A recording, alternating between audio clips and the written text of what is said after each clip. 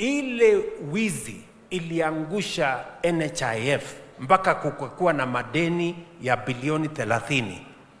Haiwezi kufanyika ndani ya SHA. We will make sure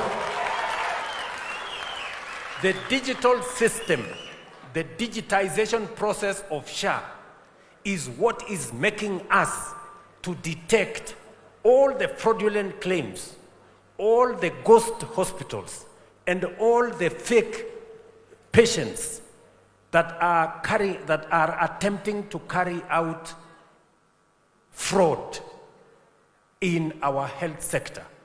And I want to promise the people of Kenya, we have already closed close to 1,000 health facilities.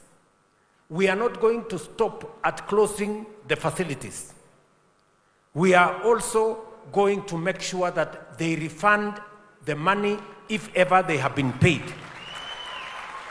And thirdly, we are going to prosecute them because it is criminal to steal money meant for patients. It is criminal to steal public resources using whatever means. So, watch this space. SHA is going to work because we are going to eliminate fraud.